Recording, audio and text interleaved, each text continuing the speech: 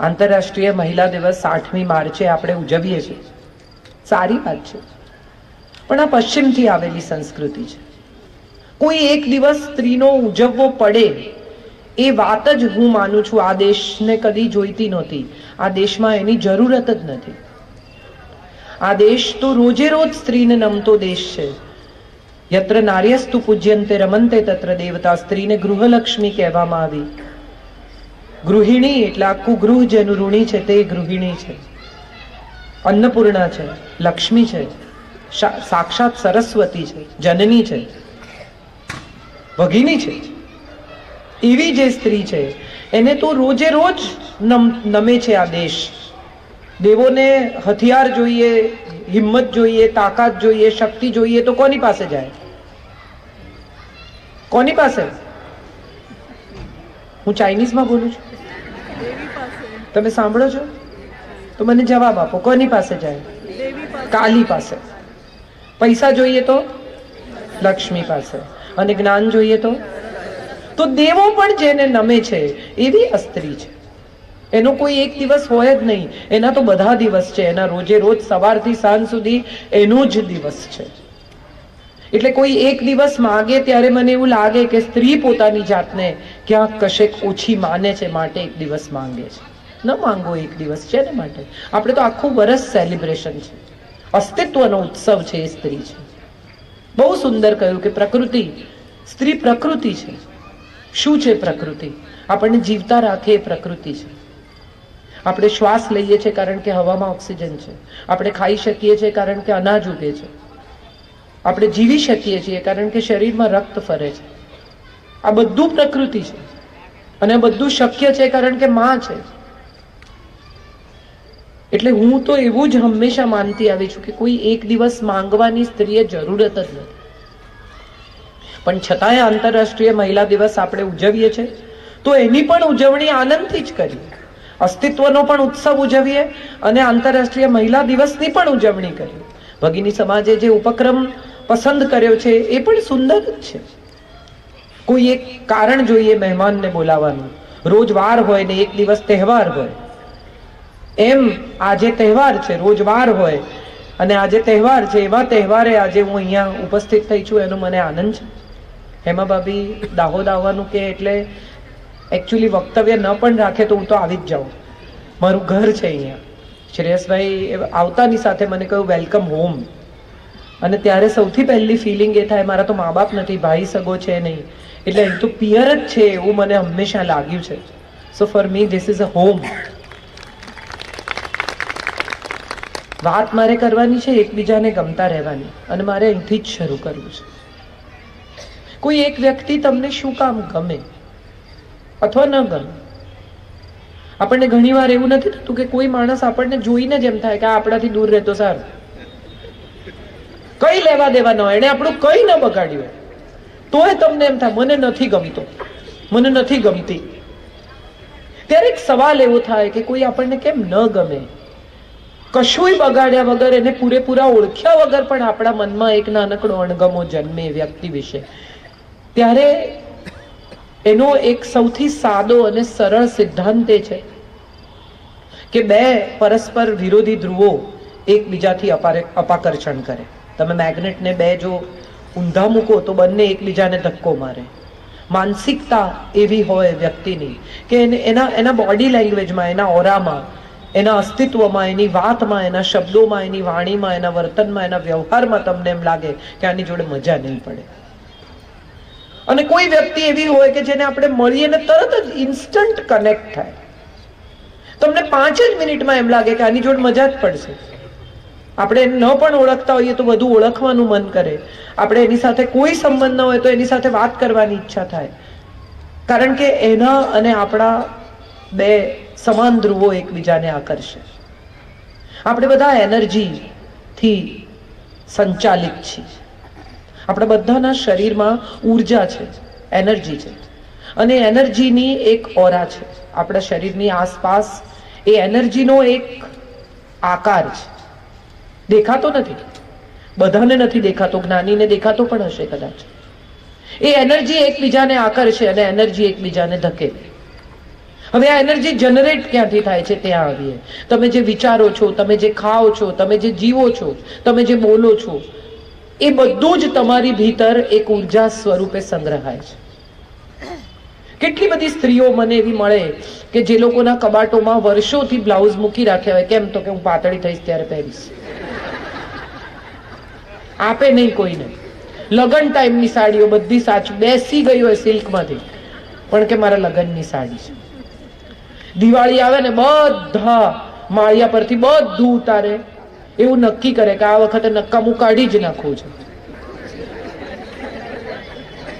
કાઢે નહીં કાંઈ, પાછું મૂકે ત્યારે બધું કામનું જ લાગે. આ તો જોઈએ. મારે સૌને કહેવું છે કે નક્કામા વિચારો, નક્કામી વસ્તુઓ અને નક્કામું વર્તન આ જો તમારી ભીતર હશે ને તો તમારી ઉર્જા નેગેટિવ થઈ જશે. ખોટું વિચારવાનું છોડી દો. હું એવા કેટલાય લોકોને ઓળખું છું ને મને પણ ક્યારેક એવું થાય છે, તમને પણ થતું હશે કે આપણે ફ્રીજ પાસે પહોંચીએ ને વિચાર કરીએ કે હું કેમ આવેલી, કઈ તો મને જોઈતું હતું, મારે તમને શું આપવાનું હતું, મારે કોને ફોન કરવાનો હતો.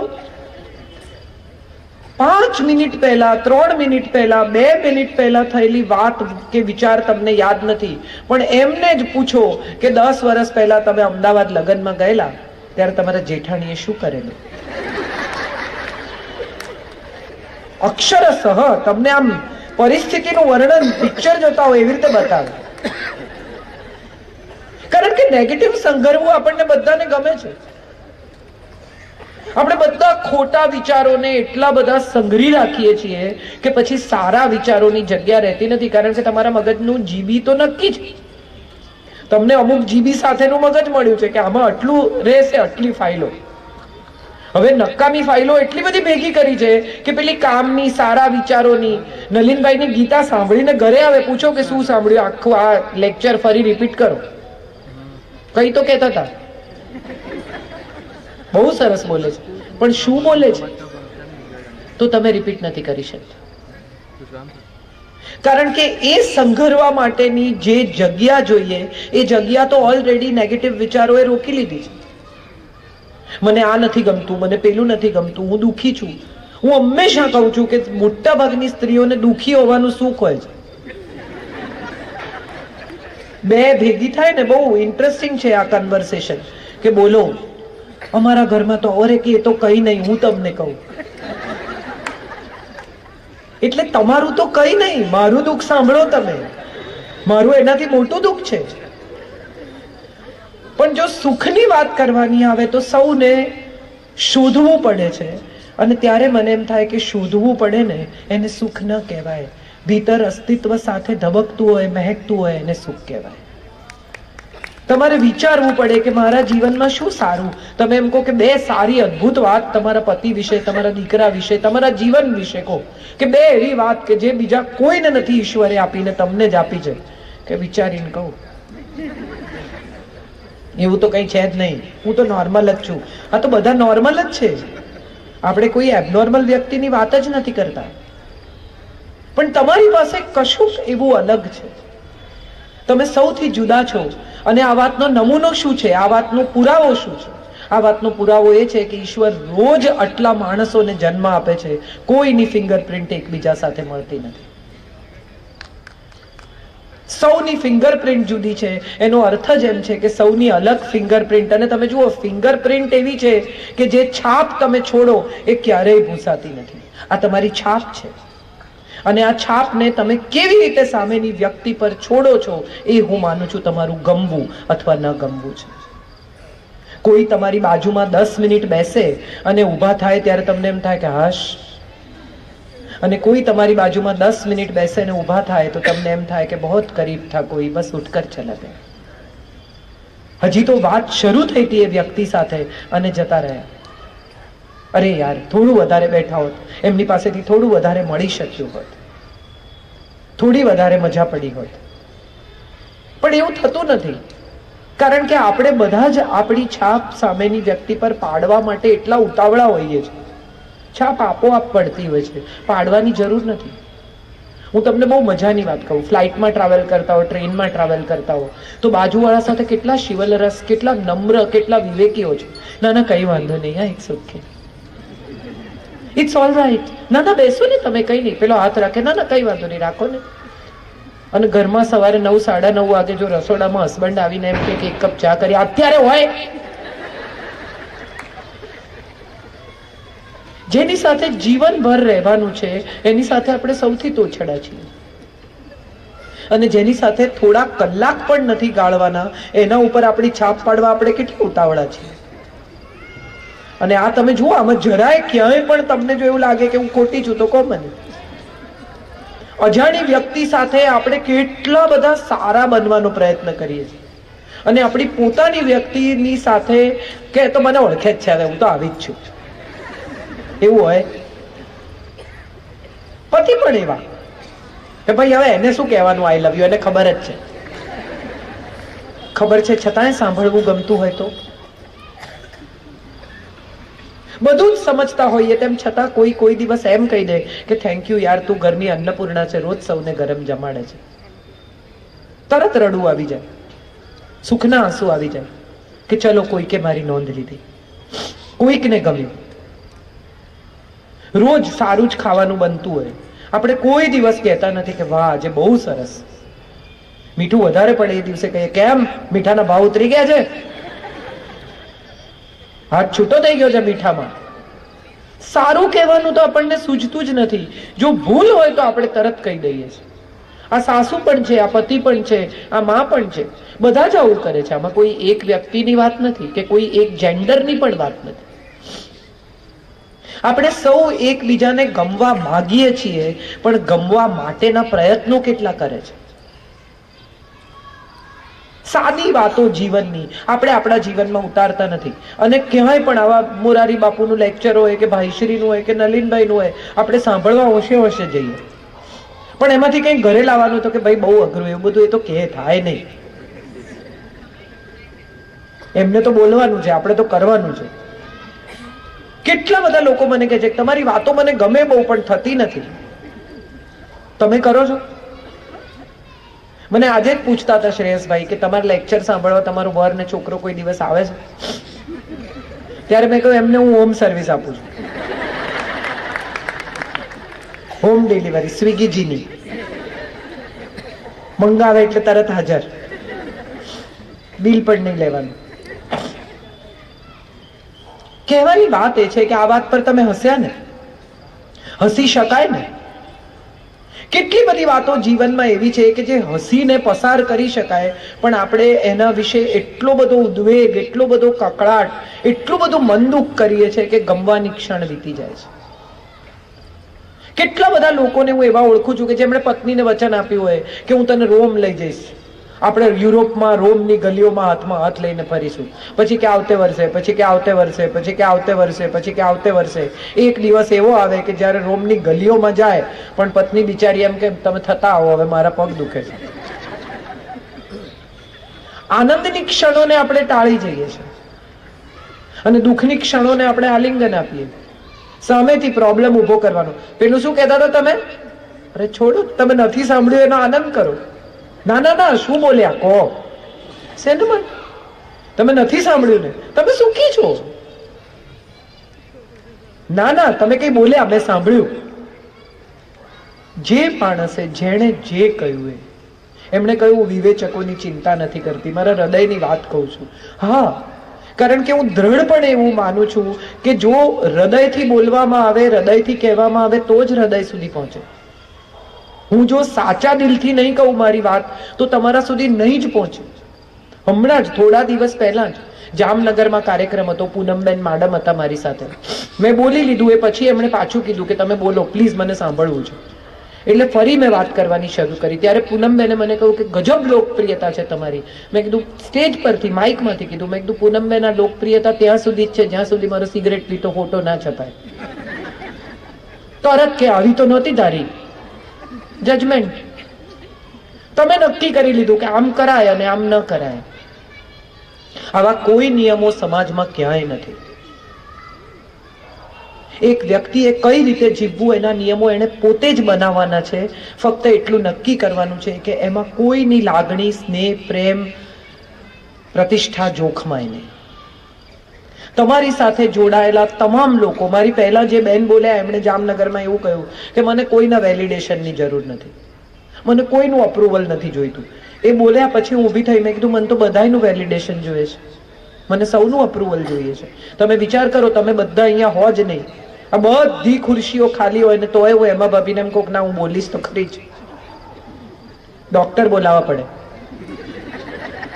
કે બેનનું ભલે છે, તમે છો તો મારું અસ્તિત્વ છે. હું જે કહી રહી છું એ તમારા સુધી પહોંચે છે. તમારી આંખોમાં ક્યારેક નમી આવે છે, ક્યારેક ચહેરા પર સ્મિત આવે છે, તો મારી વાત પહોંચી રહી છે એનો આનંદ છે. તો એ આપણી વચ્ચેનો પરસ્પરનો સંબંધ છે. અને પરસ્પરનો સંબંધ છે ત્યાં સુધી જ આ દુનિયામાં અસ્તિત્વનો ઉત્સવ ઉજવી શકાય છે. હું કોણ છું? કોઈ એમ કે કાજલ આવી હતી તો કોઈ પૂછે કોણ કાજલ, એટલે પહેલું રિએક્શન એવું હોય કે વક્તા છે, લેખક છે, કોઈની પત્ની છે, કોઈની બહેન છે, કોઈની માં છે, કોઈની દીકરી છે. મારી ઓળખ છે. કેમ? કારણ કે મારી આસપાસ સંબંધો છે. એ સંબંધોનો બગીચો જ આપણી ઓળખ છે. પણ આપણે તો બધા એકદમ હોશિયાર છીએ, મારે કોઈની જરૂર નથી. ના, મારે બધાની જરૂર છે. કારણ કે મારે ટકી રહેવા માટે, મારા અસ્તિત્વની પુષ્ટિ માટે, મારા સ્નેહ માટે, મારી લાગણી માટે, મારા ઋણાનુબંધ માટે મને તમે બધા જોઈએ છે. અને જ્યારે બધા જોઈએ છે ત્યારે સૌને અનુકૂળ થવું જ પડશે. એમાં કોઈ પ્રશ્ન જ બાકી રહેતો નથી. આપણો પ્રોબ્લેમ એ છે કે હું કોઈને અનુકૂળ નહીં થાઉં, બધા મને થાવ. અને બધા મને થાવ એની સાથે જ કે કોઈ મને આદર નથી આપતું, પણ તમે કોને કોને આપ્યો એનું એક લિસ્ટ બનાવો. કોઈ મને સન્માન નથી આપતું, તમે કોને કોને આપ્યું એનું એક લિસ્ટ બનાવો. Nobody loves me. Whom do you love? Have you ever expressed? Have you ever told anybody that I love you, I can do anything for you? We don't. દિલ ખોલીને આપણે કોઈને એવું કીધું કે તું અહીં સુધી આવી અને આપણે મળ્યા, એ મને બહુ ગમ્યું. મેં આજે સંગીતાને કહ્યું, મેં I was not expecting you, તું મારી સ્કૂલની બેનપણી છે, તું અહીંયા આવી આટલા એક દિવસ માટે, મને બહુ સારું લાગ્યું. આપણને સારું લાગે આપણે નથી કહેતા, આપણે ચોક્કસ કહીએ કે હું ગઈ પણ એમાં ભાભીએ મારી સામે જોયું નહીં, મને બહુ ખરાબ લાગ્યું. એ તરત તમારે કહેવું છે. પણ તમને સારું શું લાગ્યું એ તમે એક્સપ્રેસ નથી કરતા, અને માટે તમે કોઈને ગમી શકો એવી સ્થિતિમાં મુકાતા જ નથી. મારે સૌને એ કહેવું છે કે તમારી સારી લાગણી, તમારો સ્નેહ, તમારો પ્રેમ, તમારો આદર, તમારું સન્માન અભિવ્યક્ત કરો ખુલીને. એ ગમવું છે. બધા એવું કહે છે કે સ્ત્રીઓ આમ મહેનત કરે ને, સ્ત્રીઓ તેમ મહેનત કરે ને, પરિવારને જમાડે ને, બેલેન્સ કરે ને, વર્ક લાઈફ બેલેન્સ કરે ને, આમ કરે ને, કેટલું બધું. આ છેલ્લા 5 દિવસથી હું રોજ આ જ સાંભળું છું. દરેક કાર્યક્રમમાં સેમ કહેવામાં આવે કે સ્ત્રી આમ છે ને, સ્ત્રી મહાન છે ને, સ્ત્રી જનની છે ને, સ્ત્રી આમ છે. મારે ખરેખર દિલથી પૂછવું છે, નલિનભાઈએ જે કહ્યું એ બહુ સાચું છે, કે મારે ખરેખર દિલથી પૂછવું છે કે પુરુષ વિના સ્ત્રીના અસ્તિત્વને તમે પૂર્ણ કલ્પી શકો છો? તમે ખૂબ સરસ તૈયાર થયા હો, અરીસામાં તમે જોઈ લીધું હોય કે આજે હું ફટકો દેખાઉં છું, અને બહાર નીકળો અને વર તમારી સામે ના જુએ તો કેવો ગુસ્સો આવે. સીધી અપેક્ષા હોય કે તમારી સામે જુએ ને કે અરે જોરદાર લાગે. કેમ? તમને ક્યાં કોઈની જરૂર છે? તમે તો અરીસામાં જોઈ લીધું છે.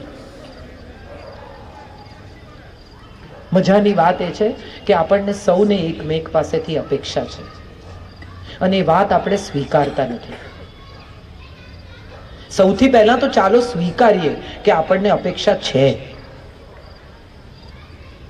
અપેક્ષા જ નહીં રાખવાની, આવું બધું કોણ શીખવાડે? અને બધા એવું, મેં હવે બસ બધા પાસેથી અપેક્ષા છોડી દીધી છે. શેને માટે છોડી દીધી છે? તમે ઘરમાં રહો છો, 2 ટાઈમ ડાઇનિંગ ટેબલ પર ભેગા જમો છો. Let's live happily, let's smile at each other, let's hug each other, let's say that I love you, I can't live without you. કેટલી ટૂંકી જિંદગીમાં કેટલા વાંધા વચકા, અને એટલી ટૂંકી જિંદગીમાં આનંદની ક્ષણો કેટલી. કોઈ એ આજ સુધી આમ ફોટો પડાયો ના, બધા ફોટા હસતા છે. કેમ? કારણ શું? પ્લીઝ ટેલ મી. કારણ કે તમે સારી ક્ષણોને ભીતે લટકાવવા માંગો છો. સ્મૃતિ તો મધુર જ હોવી જોઈએ એવું આપણે ક્યાંક માનીએ છીએ. લગ્નના ફોટામાં એકબીજા સામે જોતા ન હોય, આમ છટક મગજ એવા ફોટા પાડે. ગમે એટલો ગુસ્સો હોય એનિવર્સરીના દિવસે, ઉપર ભલે લડ્યા હોય પણ નીચે કેક કાપવા આવે ત્યારે બધા હસીને ફોટા પડાવે. હા કે ના? Sorry, correct. તો એનો અર્થ એ થયો કે ફોટા તો આપણને હસતા જ જોઈએ છે, કારણ કે એ તો સ્મૃતિ છે, રહી જવાની છે, આ ફ્રીઝ થવાની છે, આ કાયમ રહેવાની છે. તો પછી મનની સ્મૃતિ ફ્રીઝ જે કરો છો એમાં કેમ આનંદ નથી, એમાં કેમ સુખ નથી, એમાં કેમ મજા નથી, એમાં કેમ કડવાશ? ગમવું તો બહુ સરળ બાબત છે. મને એવું લાગે છે કે ન ગમવા માટે બહુ મહેનત કરવી પડે. ગમવા માટે તો કંઈ કરવાનું જ નથી.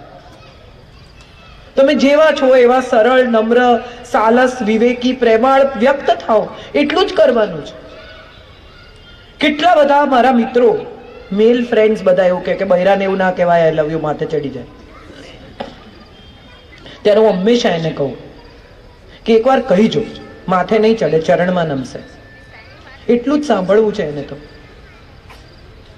સ્ત્રીને તમે એક ગજરો લાવીને આપો, એમાં એને જેટલી મજા આવે છે સરપ્રાઈઝમાં, એટલી એને નિશ્ચિત વાઉચર આપી દો, જાઓ કે ત્રિભુવન ઝવેરીમાંથી જઈને લઈ આવજો સોલિટેર. ના, મારો એક મિત્ર છે, દર વર્ષે એની પત્નીને વાઉચર આપે કે તને જે જોઈએ લઈ આવજો. તો 2-4 વર્ષ તું જઈને લઈ આવી, પછી 1 વર્ષ એણે કહ્યું કે ચલ તું ચલ, મને વાઉચર નથી જોઈતું, મને તારું જો આમ બધું. એટલે 2 જણા ગયા ઝવેરીની દુકાને. આ ભાઈને ગમે, બેનને ન ગમે, ને બેનને ગમે, ભાઈને ન ગમે. 1.5 કલાક મગજમારી કરીને બંને જણા કઈ ખરીદ્યા વગર બહાર નીકળી ગયા.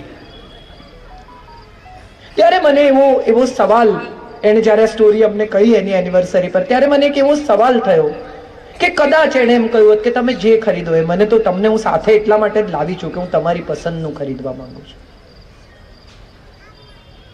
તો કદાચ એ સ્મૃતિ કેટલી સુંદર, કેટલી મહેકતી, કેટલી અદ્ભુત હોત.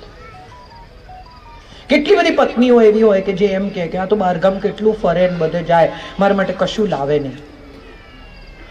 માંડ માંડ એક દિવસ પતિ એમ હમ કરીને, હિંમત કરીને સાડીની દુકાને જાય, સરસ સાડી લઈ આવે, પેક કરાવે, તમને આપે અને ખોલીને કે ગ્રીન,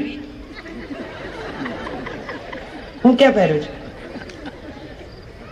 પતી ગયું. જીવનમાં બીજી વખત એ હિંમત નહીં કરે. તમે નિશ્ચિત કરી લીધું કે ફરી તો આ નહીં જ કરતા. એને બદલે તમે એમ કહો કે ગ્રીન, વાવ, મારી પાસે ગ્રીન કલર નથી. હા, આટલો જ ફેર છે. આપણે બાપની બૈરી કહીએ છીએ કોઈને ઓળખાણ કરાવતી વખતે કે અમારા બાપની બૈરી છે, મળો. સમજાય નહીં કે શું સંબંધ છે? સમજાય ને? હું એમ કહું કે મારા બાપની બૈરી છે તો ખ્યાલ આવે ને કે કોણ છે? હા કે ના? આવે જ ને. બાપની બૈરી કોણ હોય? માં હોય. પણ તમે એવું કહો છો કે અમારા બાપની બૈરી છે, તમે એમ કહો છો મારી માં છે. સારા શબ્દોમાં સ્નેહથી અભિવ્યક્ત થતા શીખી જઈએ તો હું માનું છું એકબીજાને ગમવું સરળ થઈ જાય. આપણે બધા ઝંખીએ છીએ પ્રેમ, પણ આપતા નથી. ઝંખીએ છીએ આદર, પણ આપતા નથી. જોઈએ છે સન્માન, પણ આપતા નથી. કોઈને પગે લાગવામાં, કોઈને નમવામાં, કોઈના વખાણ કરવામાં ખોટા નહીં, પણ તમે ખરેખર કશું પામ્યા હો તો એ વાતને સહેજ સ્વીકારવામાં આપણને શું નડે છે? તો એનો જવાબ છે આપણો અહંકાર. હમણાંથી હું જોઉં છું કે લગ્નો થાય, હજી તો આલ્બમ ના આવ્યું હોય લગ્નનું, કેટરરના બિલ ના ચૂકવાયા હોય અને દીકરી પાછી આવે, શું થાય? તો કે નથી ફાવતું. અને એમના ઝઘડા, એમના કારણો તમે સાંભળો તો તમને એમ થાય કે આ બાબતે કોઈ ઝઘડી શકે? એટલું બાલિશ, એટલું સમજ વગરનું. અને ત્યારે એમ થાય કે આ અહંકાર જ છે, બીજું કંઈ નથી. મારે સૌને કહેવું છે કે અસ્તિત્વનો આદર કરો, અસ્તિત્વનું ગૌરવ કરો, પણ અસ્તિત્વનો અહંકાર ના કરો. કારણ કે સૌથી મોટું તો પરમ તત્વ છે, જેણે આપણને બધાને સર્જ્યા છે. કોઈ કારણસર 2 જણાને ભેગા કર્યા છે. મારી એક બેનપણી હમણાં મને SMS મોકલેલો, બહુ ઇન્ટરેસ્ટિંગ, કે જોડીઓ સ્વર્ગમાં બને છે. લોકો કહે છે ને marriages are made in heaven, અને મર્યા પછી સ્વર્ગમાં જ જાય છે. તો પૃથ્વી પર શું કામ આવે છે? ઝઘડવા? ઇન્ટરેસ્ટિંગ SMS છે, મને ગમી ગયો કે વાત તો સાચી છે. પૃથ્વી પર શું કામ આવે છે? ઝઘડવા. ના, પ્રેમ કરવા, એકમેકને સપોર્ટ કરવા. આજે આ 15,51,000 કઈ જીવનભર નહીં ચાલે, પણ આ 15,51,000 નો આશીષ છે, પીઠબળ છે કે તું આગળ વધ, હું ઊભો છું. કઈ ખૂટશે તો હું તારી સાથે છું. 15 લાખ રૂપિયામાં શું થવાનું છે આજના જમાના? પણ આ એક નાનકડું સરસ જેસ્ચર છે, એવું કહેવાનું કે હું છું ને, તું તારે કર. કેટલા બધા પતિઓ ભયાનક મહેનત કરે યુવાનીના દિવસોમાં, રાત દિવસ જોયા વગર કામ કરે, અને ત્યારે દરેક વખતે એમ કે હું તો મારા પરિવાર માટે કરું છું. હું તમને બધાને એનો પુરાવો આપું, તમે માની જશો. એક લેગિંગ લેવાનું હોય ને તો 4 સ્ત્રીઓ જાય, હા કે ના? હસો હસો, ગભરાઈ ના જાઓ કે આને તો બેટિંગ ચાલુ કરી. એમ જાઓ છો ને 4 જણા, આખી બપોર મોલમાં ફરે, વિન્ડો શોપિંગ. કોઈ પતિ, કોઈ પુરુષ બપોરે ઓફિસમાંથી ઉભો થઈને મોલમાં ભટકવા જાય છે? હા કે ના? તો એનો અર્થ એમ થયો કે એ તો બિચારા કેટલી મહેનત કરે છે. અને આપણે કોઈ દિવસ થેન્ક યુ કીધું છે? તો કરે જ ને ભાઈ, જવાબદારી લીધી છે તો પૂરી તો કરવી પડે ને. એમાં શું ઉપકાર કરે છે? ના, બંનેમાંથી કોઈ કોઈના પર ઉપકાર નથી કરતું, પણ એટ ધ સેમ ટાઈમ બંને એકબીજાની સાથે એકબીજાને સ્નેહ કરીને જીવે જરૂરી છે. સંતાનો સાથે, ટીનેજના બાળકો સાથે હું જોઉં છું, મમ્મી આખો વખત પોલીસ થઈને વર્તે છે. ક્યાં જાય છે, કોણ છે, કેમ, ફોન કેમ લોક રાખે છે, કેમ આમ કરે છે, કોણ ભાઈબંધ છે, ફ્રેન્ડ એટલે કોણ, ગર્લ કે બોય? હું એવું માનું છું કે તમે તમારા બાળપણની, તમારી યુવાનીની વાતો એની સાથે શેર કરો, એ ડેફિનેટલી તમારી સાથે એની યુવાની અને એનું બાળપણ શેર કર્યા વગર નહીં રહી શકે. એ તમારા અસ્તિત્વનો હિસ્સો છે. તમે જન્મ આપ્યો છે, તમે વાલ કર્યું છે, તમે મોટા કર્યા છે. તમે શા માટે એની સાથે તમારું દિલ ખોલીને વાત નથી કરતા? તમારા મોટા ભાગના ઘરોમાં, આપણા ઘરોમાં સંવાદ નથી થતો, સૂચના આપીએ છીએ. નાઈ લે, ખાઈ લે, બેગ પેક કર, સ્કૂલે જા, આવી જા, બૂટ કાઢ.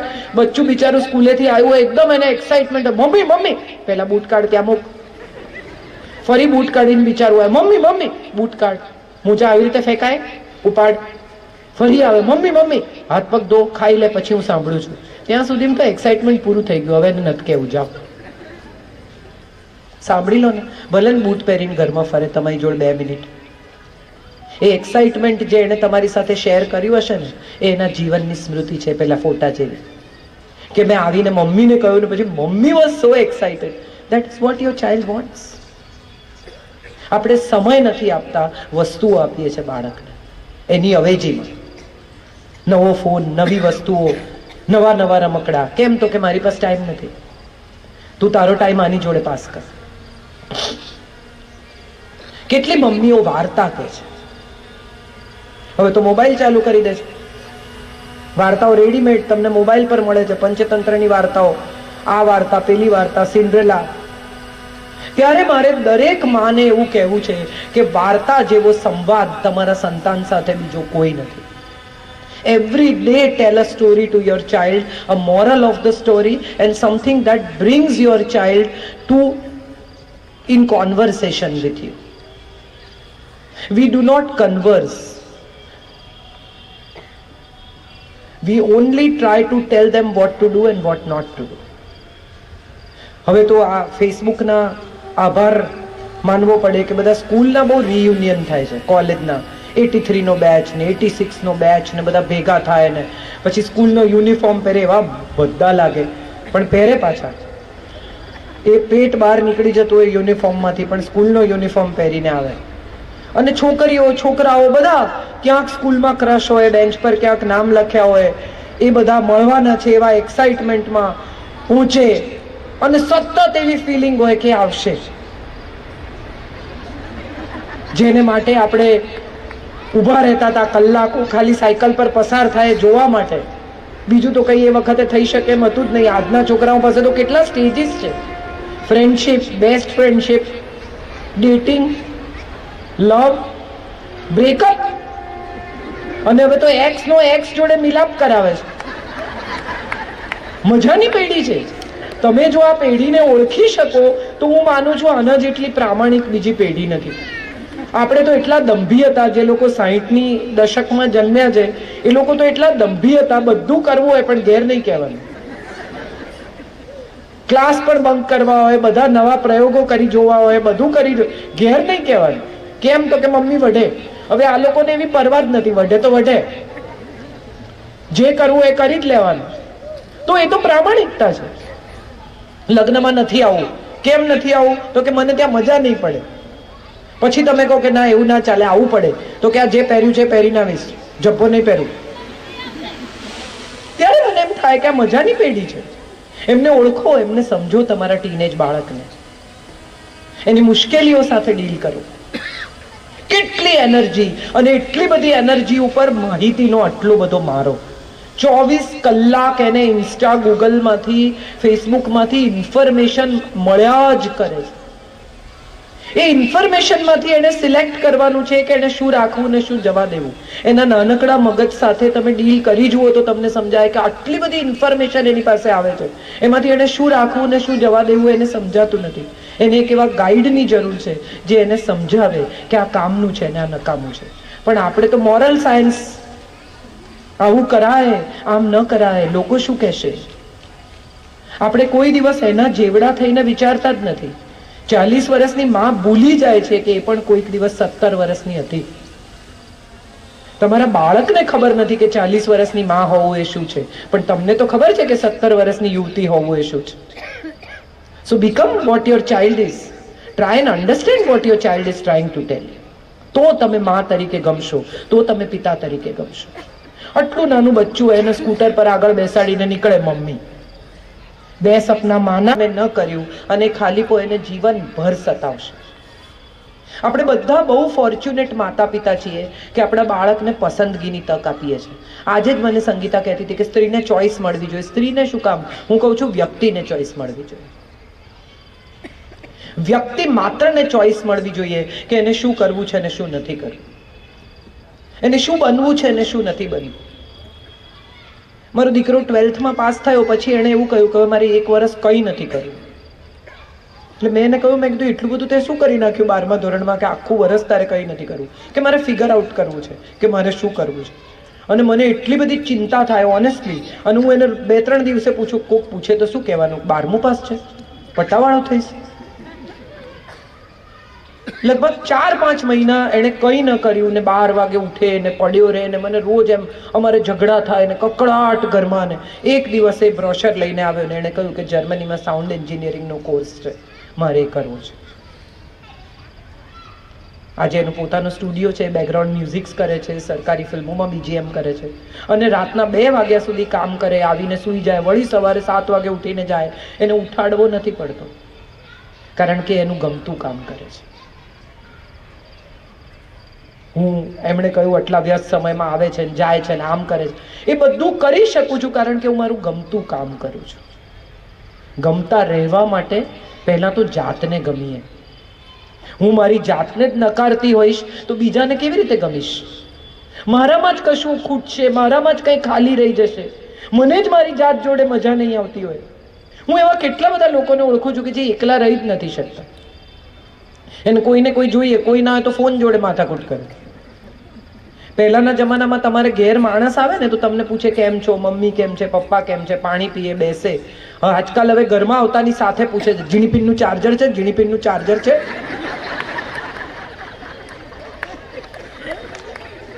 આમ જાણે એનો શ્વાસ ઓક્સિજનનો બાટલો છે, ઓક્સિજનનો બાટલો છે એવું મને તો સંભળાય છે. 2 કલાક ફોન તમે આ પડ્યો જ છે મારો ફોન, હું નથી અડતી તો કોણ શું અટકી પડી? કયા કરોડોના સોદા ને કયું શેર માર્કેટ પડી ગયું ને કોણ મને શોધે છે? મેં એવા કેટલા લોકોને જોયા છે કે આમ ફોન ત્યાં વાગતો હોય ને તો લગભગ દોડીને ઉપાડી લે. આખો દિવસ વોટ્સએપ ઉપર. તમે માનો છો કે નથી માનતા, જાણો છો કે નથી જાણતા, એવી પરવા કર્યા વગર ફોરવર્ડ બધું. આદુ ખાવાથી આમ થાય ને વરિયાળી ખાવાથી વજન ઉતરે ને જીરું પીવાથી આમ થાય ને સવારે મધ ને જીરું પીજો ને પછી તમે પૂછો તમે પીઓ છો કે ના હું નથી પીતો, તો મને શું કામ મોકલ્યું? પહેલા જાતે પીઓ. તમારું વજન ઉતરે તો કોકને કહેજો. પણ આપણે બધા જ આવા થઈ ગયા છીએ. સ્વિટ્ઝરલેન્ડની કેબલ કારમાં પતિ પત્ની સંતાનો સાથે જતા હોય તો બધા વ્યસ્ત છે ફોટા પાડવામાં, આસપાસ આલ્પ્સનું સૌંદર્ય નથી જોતા. કેમ? તો કે હમણાં સાંજે નીચે ઉતરીએ એવા પહેલા ફેસબુક પર અપલોડ,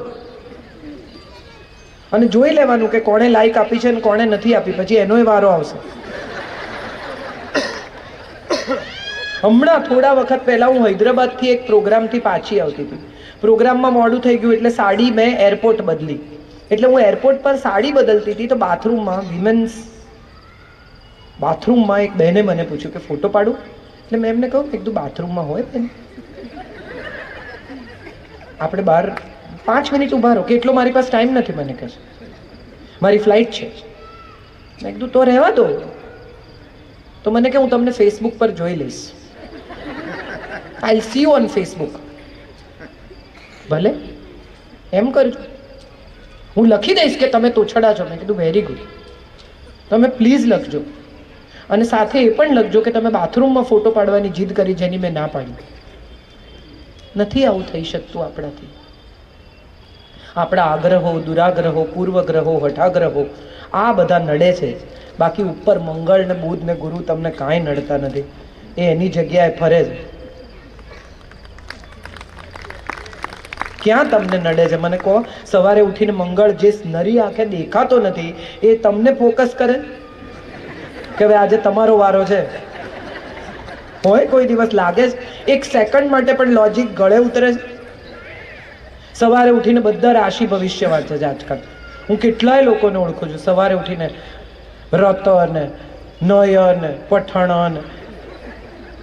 મારે બધાને પૂછવું છે કે કૃષ્ણ જો વાંચે સવારે તો એમાં લખ્યું હોય કે આજે તમારા હાથે સગાનો વધ થવાનો છે, સાવધ રહેજો.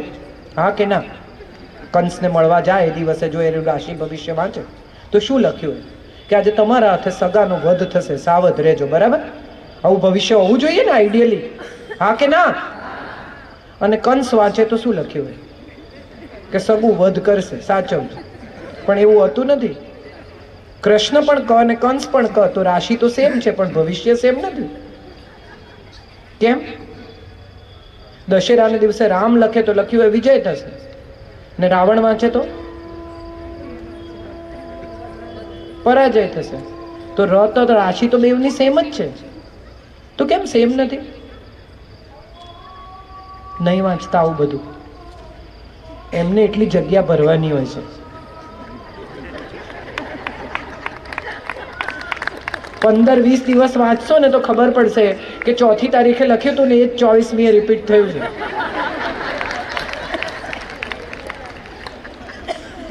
તમારું ભવિષ્ય, તમારા સંબંધો, તમારો દિવસ તમે જાતે જ શરૂ અને અંત કરી શકો છો.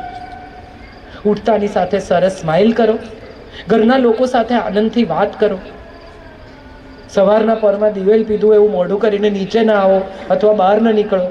કેમ લાઈટો ચાલુ છે?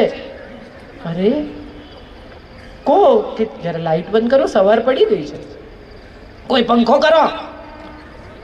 બસ પછી તો રાશિ ભવિષ્યની ક્યાં જરૂર છે? તમને ખબર જ છે તમારો દિવસ કેવો જવાનો છે. તમે જ ચાલુ કર્યો છે, હવે એવો જ જશે જેવો તમે શરૂ કર્યો છે. ચામાં ખાંડ ભૂલી ગઈ લાગે છે. અંદરથી જવાબ આવે નાખી લો. તમને નથી આવડતું તો તને શેને માટે રાખી છે? બસ પછી તો દિવસ ખબર જ છે.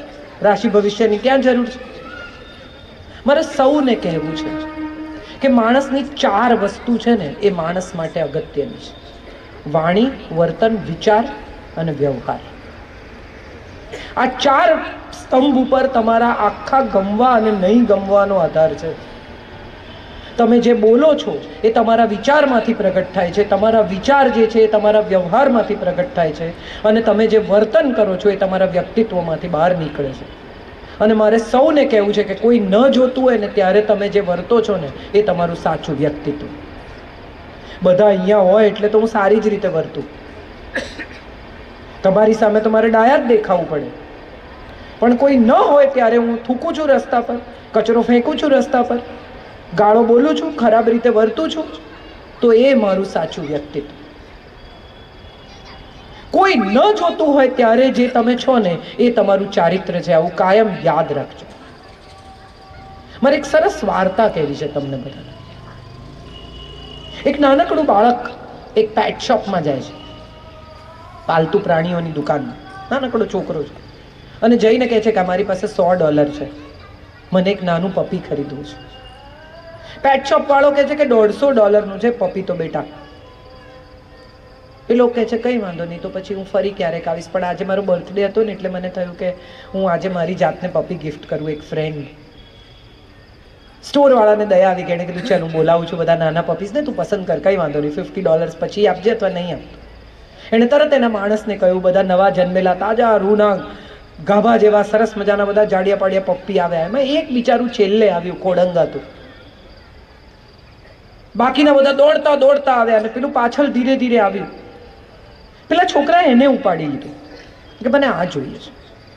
તો પેલા પેટ શોપ વાળાએ કહ્યું કે બેટા એવું કંઈ નહીં, તારી પાસે ઓછા પૈસા છે એટલે તારે આવું લેવું પડે.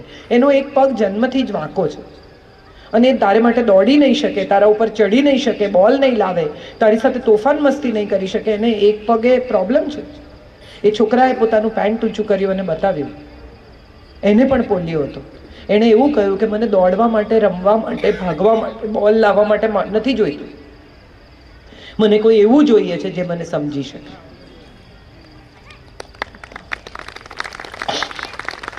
આપણે શેને માટે સંબંધમાં પ્રવેશ્યા છીએ તો તમારી જાતને પૂછો. સપ્તપદીના 7 વચન, અહીંયા કેટલા લોકો પરણેલા છે? હું પણ. એનો શું, હાથ ઊંચો કરો, ગભરાવા જેવું કંઈ નથી. કેટલા લોકો વિધિસર પરણેલા છે? કેટલાને સપ્તપદીના વચન મોઢે યાદ છે? શાબાશ. તમારા પોતાના માટે એક જોરદાર તાળીઓ પાડો. એક નાની જમીનનો ટુકડો કે સોનાનું એક બિસ્કિટ કે એક સાદી વીંટી ખરીદવા જાઓ તો કેટલો મોલભાવ કરવો. આ કેટલાનું છે, 22 કેરેટ છે, 24 કેરેટ છે, ને આમ છે, તેમ છે, પછી આમ નીકળશે તો આમ કરીશ, ને આમ થશે તો આમ કરીશ, ને લખી આપો ને વચન આપો ને. સાદું એપલ લેવામાં કે ખરાબ નીકળશે તો પાછું આપી જઈશ. પણ જેની સાથે જીવન વિતાવવાનું છે એને કયા વચન આપ્યા ને કયા લીધા કોને ખબર? જાણતા હોઈએ તો નિભાવવા પડે, જાણતા જ નથી, નિરાંત. સંતાનોના લગ્ન સમયે પણ આપણે આ જ કરીએ છીએ. કેટલા દિવસના ફંક્શન, ટ્રોઝો, ફલાણું, આ તે, મેનુ શું, ડેકોરેશન કેવું હશે, પાર્ટી કેવી કરશું, કોને કોને બોલાવશું, કોને નહીં બોલાવીએ, ફુવાને ના બોલાવતા એ દર વખતે પ્રોબ્લેમ કરે છે. પણ સંતાનને બેસાડીને 1 કલાક એવું કહેતા નથી કે લગ્નની રિંગ જેટલી નાની છે ને જવાબદારી એટલી જ મોટી છે. વેડિંગ અને મેરેજમાં ફેર છે. વેડિંગ સેલિબ્રેશન છે અને મેરેજ રિસ્પોન્સિબિલિટી છે. આ કોણ શીખવશે નવી પેઢીને? આપણે જ તો શીખવીશું. અને મને એવું લાગે છે કે જે પરિવાર આ સમજી શકે છે, જે પરિવાર આ સમજાવી શકે છે, એ પરિવાર ક્યારેય એકબીજા પ્રત્યે અણગમો જન્મી શકતો નથી. એવા પરિવાર સંવાદ હશે તો કદી વિવાદ નહીં થાય. નહીં ગમતું હોય તો કહેવાનું. આપણે બધા જ નહીં ગમતી વાતને બહુ જ મનમાં ભરી રાખીએ છીએ અને પછી એક દિવસ કુકરની સીટી ફાટે અને એ દિવસે એવી વાતમાં ઝઘડીએ કે સામેના માણસને એમ થાય કે આમાં તો કોઈ ઝઘડે, ગાંડા છો. પણ આ તો કેટલા દિવસની ક્યુમ્યુલેટિવ ઇફેક્ટ છે. ન કીધું, ન કીધું, ન કીધું, ન કીધું, એને બદલે શાંતિથી એક દિવસ કહી દો કે તમારા મિત્રો આવે છે ને તમે મારી મજાક ઉડાવો છો ને બધી સિદ્ધાર્થ રાંદેરિયા ટાઈપની જોક મારીને, મને નથી ગમતું. પ્લીઝ ફરી એવું ના કરતા. આઈ એમ શ્યોર એ સમજશે. કદાચ પહેલા શરૂઆતમાં અકળાય પણ એને એ વાત ચોક્કસ સમજાશે. તમે એનિવર્સરી એ ભૂલી જાય છે એ બાબતે ગુસ્સે છો, આગલે દિવસે કહી દો કે કાલે એનિવર્સરી છે. હું કહું છું ભેટ મળવાનો ચાન્સ રહે, એને ટાઈમ રહે ને ખરીદવાનો. તમે રાતે 10 વાગે એનિવર્સરીના દિવસે એને કહો મને ખબર જ હતી તું ભૂલી જઈશ, તો હવે તો ઝઘડવા સિવાય કશું રહ્યું જ નથી. એમણે કહ્યું પિક્ચર એકલા જુએ છે, એ વાત મારે કહીને મારી વાત પૂરી કરવી છે. હું પિક્ચર એટલા માટે એકલી જોઉં છું કારણ કે સંજય કોઈ દિવસ સમયસર આવતો નથી. 7:30ના શોમાં એ 7:45 ઘેર આવે, પછી અમે 15 મિનિટ ઝઘડીએ, પછી નીકળીએ, ત્યાં સુધીમાં ઇન્ટરવલનો ટાઈમ થઈ જાય. એટલે અમે એવું નક્કી કર્યું મેં કે તારી ટિકિટ તું રાખ ને મારી હું રાખું ને આપણે પિક્ચર જોઈએ. પછી થોડા દિવસમાં એકવાર એવું થયું કે એવું ચાલ્યું, એ વ્યવસ્થા થોડો દિવસ સચવાઈ. પછી એકવાર એવું થયું કે મારી બાજુમાં એક સાવ સેન્ડવિચ વેચતો કે બૂટ પોલિશ કરતી ટાઈપનો છોકરો આવીને બેસી ગયો. તો મેં કીધું આ ટિકિટ તારી પાસે ક્યાંથી આવી? કે મારી પાસે છે. બતાવી ટિકિટ. ત્યાં સંજયભાઈ આવ્યા ડોરકીપરને લઈને, લાઇટ લઈને, બધા ડિસ્ટર્બ કે મારી પડી ગઈ છે. ત્યારથી મેં નક્કી કર્યું કે આ બધું કરવા લાયક નથી. આપણને ફિલ્મ જોવાનો શોખ છે, મને ખુશ કરવા મારી સાથે આવે છે, તો આપણે રહેવા જ દો. કારણ કે આમે સામે જ જોવાનું છે, બાજુમાં કોણ બેઠું છે તો ખબર જ નથી. એ હોય કે ન હોય શું ફેર પડે? તમારો આનંદ શોધતા શીખી જાઓ, કોઈને નડ્યા વગર. આપણે બધા એવું માનીને ચાલીએ છીએ કે આપણને સુખી બીજી જ વ્યક્તિ કરી શકશે. પણ મારે સૌને કહેવું છે કે જેની પાસેથી સુખની અપેક્ષા રાખો છો ને, એને તમે દુઃખી કરવાનો અધિકાર પણ આપી જ દો છો. તમારું સુખ તમારું પોતાનું છે. તમે સરસ રસોઈ કરી અને સુંદર ગાર્નિશ કરી, ત્યાં સુધી એ તમારા હાથમાં હતી. હવે એને ખાઈને શું રિએક્ટ કર્યું એ કંટ્રોલ કરવા જશો ને તો બહુ દુઃખી થશે.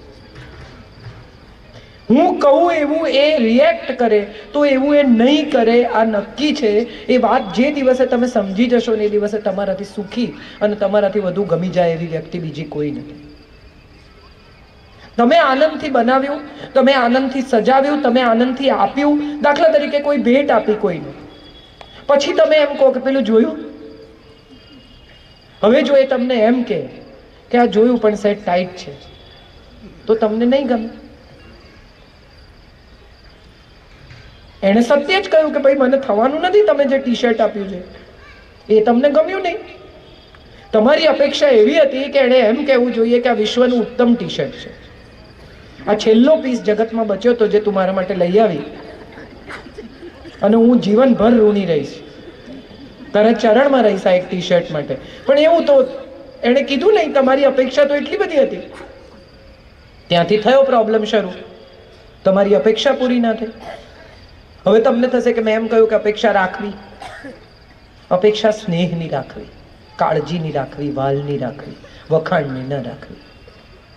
કારણ કે બધા તમારા વખાણ કરે જ એવો આગ્રહ તમને ખૂબ દુઃખી કરશે.